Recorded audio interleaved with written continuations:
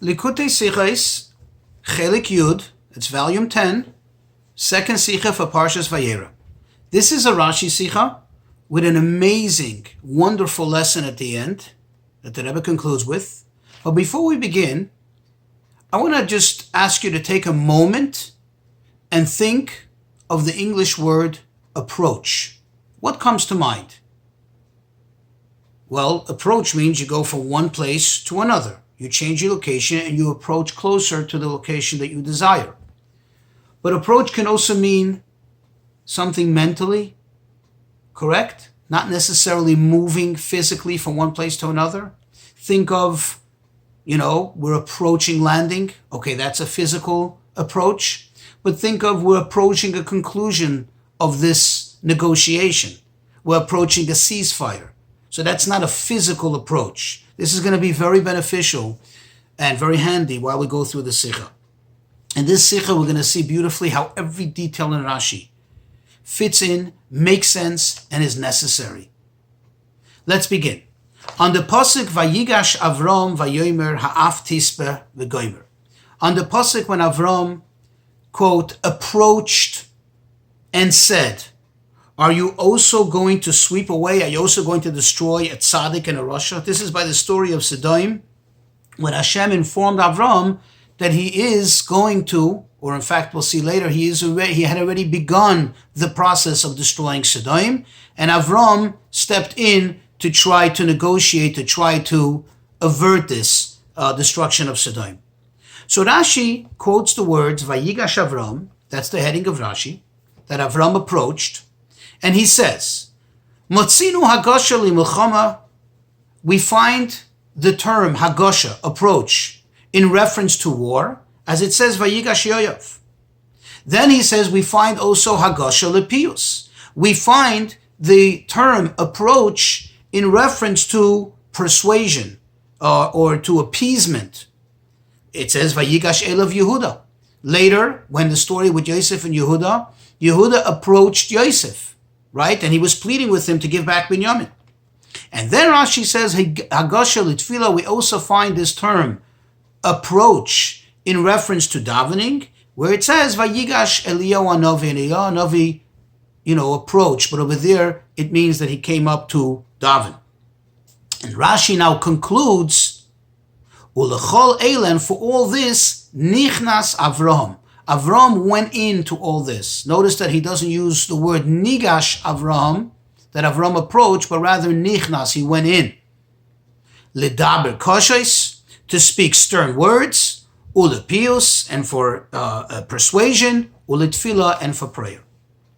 Now, on the surface, L'chayre would seem that the reason Rashi explains this is because at the end, in fact, we will find out that indeed Avrohom did all these three, right? And that's why Rashi, it tells us already in advance that this is what Avrohom stepped in to do. In other words, this was in his plan. This was his plan of action, to do all these three. However, the Rebbe has a whole list of questions. And it's going to be 8 questions, but follow. They're not difficult questions, and they actually all make sense, and they all get answered in the Sicha. Number 1. The Rebbe asks, the term Vayigash, and he approached, is a very common term in the Torah. There's nothing extraordinary about it. It's not a unique term. Why does Rashi find it necessary to explain? Number 2, we know that if there's a problematic word or expression which Rashi deems necessary to explain, Rashi doesn't typically add anything else to the heading, only that which he's going to explain.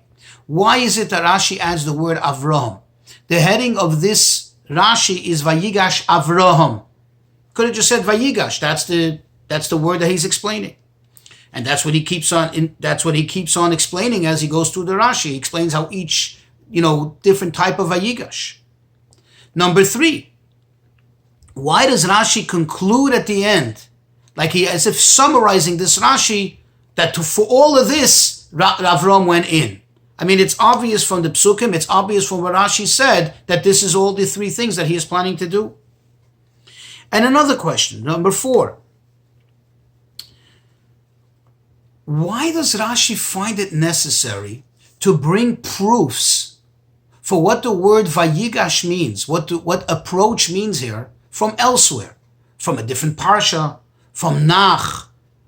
Why would you have, from Yoyov, from Eliyahu Hanavi? Why not just bring from this very parsha, which in fact Avrohom did, right? You see part of it, he's speaking like sternly with Hashem, part he tries to beg, and then he tries to daven and say, please, try to save the situation. Why is it that Rashi brings a proof from elsewhere? And also,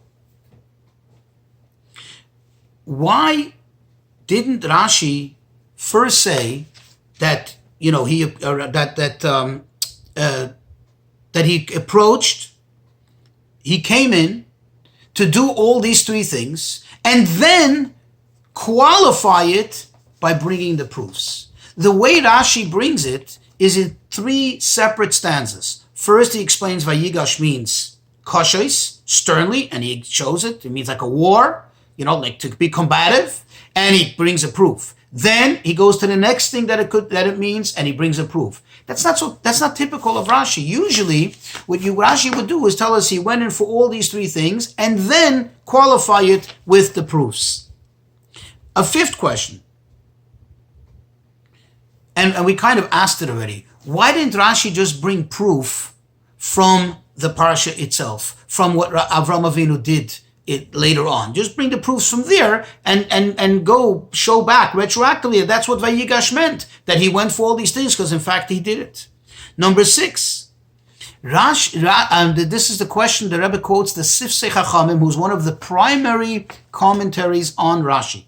The Sifsei Chachamim, he asks, how is it that Rashi says that Vayigash Elav Yehuda, that Yehuda's approach to Yosef was for piyus, was for appeasement, was to, try to reason with him, when in fact, Rashi himself says on the words, Va'al yichar apcha, when Yehuda says to him, please do not get angry at me, don't be angry at your servant for the way I'm speaking to you, that Rashi tells us that Yehuda's intent was to actually speak to him sternly and go, hey, what are you doing? Why are you doing all this? What do you want from our lives?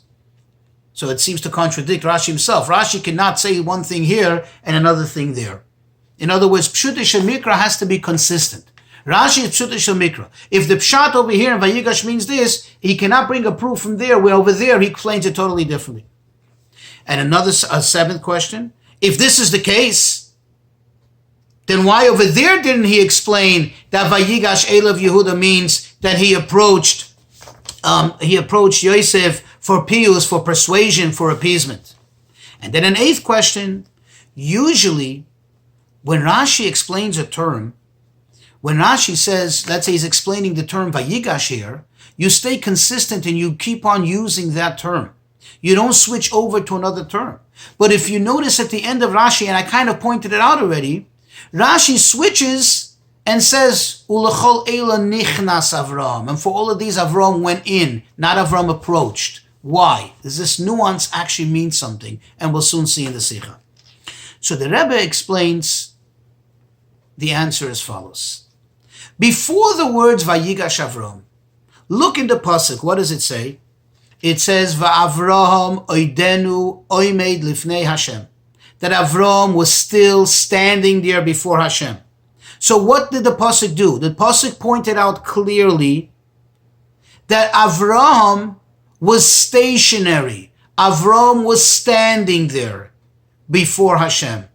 There's no need for him to approach. There's no need for him to walk close to Hashem. He is lifnei Hashem.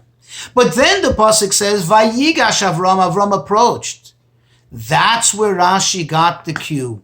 That's where we get the hint that this Vayigash Avrohom is not the typical Vayigash, in a physical approach going from point A to point B, but rather this is an emotional Vayigash. This is a mindful Vayigash. This is an approach of intent of what he's going to do.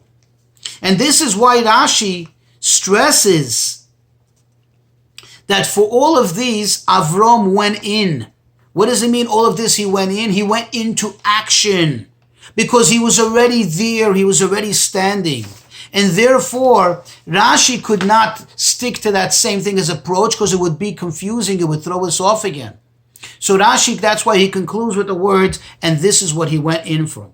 And since Rashi's point in this whole explanation, what Rashi derives from the words, Vayigash Avrohom, is that not that he approached physically, but that he set his mind, he went into action with a certain intent, with a certain plan of action. Therefore, in other words, the key over here is that he approached ready for all these three things. He approached with the intent of doing all these three things.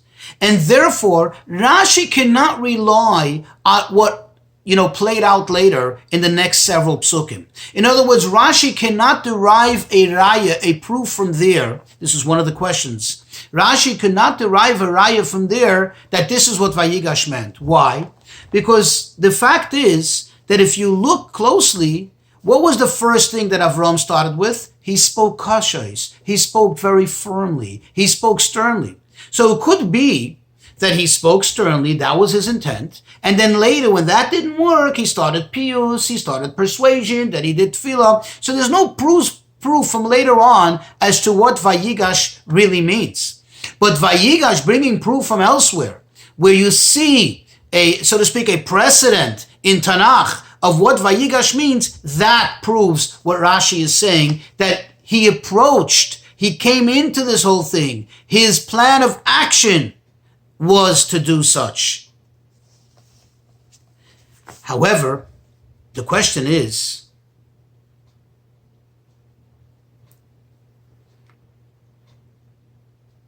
what happens with the Vayigash Elav Yehuda? We know Vayigash Elav Yehuda, the question of Sifsei Chachamim is a very valid question. The answer is, look at the words Vayigash Elav Yehuda. Vayigash Elav Yehuda, immediately what did he say? Be Adoni, please my master. You can see clearly that what was his approach, at least his initial approach? Be Adoni, please, I am here to piyus, I'm here to persuade you, I'm here to plead with you, I'm here to appease you. That is clear from the pasuk. Rashi doesn't have to explain it. Only when the pasuk continues and says, Va'al yichar abcha, do not get angry at me. Why would somebody get angry at you if you are trying to persuade them, if you're trying to appease them, if you're speaking softly, if you're saying bi adoini? There, Rashi jumps on it and says, oh, he also had intent of speaking to him kashos, of speaking to him, harsh, stern words. And that's precisely why Rashi puts it in a separate dibur hamaskel over there. Well, Rashi only, in other words, only on the words Va'al yichar abcha, because over there, after the pasuk clearly states Vayigash Elav Yehuda, Vayomer bi Adoini, that he said please, and he was speaking in a tone of piyus, in a tone of persuasion. Only afterwards comes the chidush that at the very same time, simultaneously, he also had intent, if necessary, he's going to speak to him harshly. That's why Rashi focuses on it in a separate divrei hamaschil. But it doesn't contradict what it merely meant, what his real approach was for, namely, Vayigash Elav Yehuda, Yehuda approached in order to speak divrei piyus, in order to speak words of persuasion. And that's how Rashi brings a raya for here. So now the Rebbe goes in, miyena shel Torah. Remember the wine of Torah, the deeper secrets, like wine, brings out the secrets. It's hidden there, but it's there. Deeper flavor. We know what was the midah, what is the attribute of Avrohom. We know that Avrohom is chesed. Avrohom is always called Avrohom Oihavi. Avrohom's approach to service of Hashem was ahava, love, which is closeness. And the question is, if that's the case, how is it possible that Avrohom approached Hashem with the mindset of speaking harshly? And moreover, not only did he intend on speaking harshly, but he actually started with that. What kind of Avrohom Oihavi is that? What kind of love is that? What kind of relationship is that to start off speaking sternly to Hashem? What's the explanation? Avrohom was indeed a person that was full of love, full of kindness. But when we say that, make no mistake, he wasn't a softy. This wasn't a naturally predisposed emotional attribute that he couldn't help himself. But rather, this was a mode of service of Hashem. In other words, he wasn't just a softy or a weakling. That's not real ahava. That's not real service of Hashem. He served Hashem out of love. He worked on that love. However, when you're serving Hashem with love, and a situation like this arises, where you see a need to save people, Hashem had already begun. If you look closely at the words, the Rebbe points out that he didn't say to Avrohom, what I am going to do. Asher ani oiseh, that I'm already doing. I'm already in the process of turning over Sodom, of flipping it over, of destroying all the people. Avrohom doesn't have time to start speaking nicely and start to talk, let's negotiate a little bit, let's talk about it or whatever. He has no choice. He has to step into action, spring into action, and say, no, you can't do this. How can such a great God like you do this? In other words, Avrohom is not stopping his ahava to Hashem, but his ahava to Hashem is not a default. Avrohom is capable of kashrus. Avrohom is capable of speaking sternly when you need to, especially when you need to save others, when you need to save a situation. And that's the Avrohom Avinu. That, when you have a situation of danger like this, you don't start making, the Rebbe puts into quotations, cheshbonos, all kinds of calculations. Well, look, I'm talking to Hashem. I cannot do this. It's not right. No, you do what you have to do. And of course, the most important part here is, this all was not just to describe the life of Avrohom Avinu or what happened back then, but since it's being shared with us, and Rashi makes the point to tell us that this is what Avrohom approached to do. This was his plan of action. And indeed, we see that he started with speaking firmly, speaking sternly to Hashem, to save others. He went against what he normally and typically would do. This is a lesson for us. A person, when it comes to helping others, when it comes to saving lives, whether it's literally physically saving lives or spiritually, which is no less important, to bring someone closer to Yiddishkeit, a person cannot start making cheshbonos and say, listen, I'll try this way, I'll try that way. But the action, and the Rebbe emphasizes here, this is a beautiful idea, the plan of action, the approach is that you're going full throttle, that you're going to do it. And whatever is necessary, whatever it's going to take to get the mission accomplished, that's what you're going to do. And if it takes kashrus to speak sternly or to work firmly, that's what you're going to do. Nothing's going to stop you in the way. And the Rebbe says, if someone argues, well, look, I'm going to do what I can, and as long as I physically do what I have to do, and whatever will be, will be. No. You see, from Avrohom Avinu, he didn't just start and, okay, try this, try that. He was nigash. He approached this matter. His plan of action was, I'm going to do, the first and foremost, speak kashrus, speak firmly, speak sternly, even though that was an extraordinary thing for Avrohom Avinu to do, especially considering his beautiful relationship that he had with the Eibishter and so on.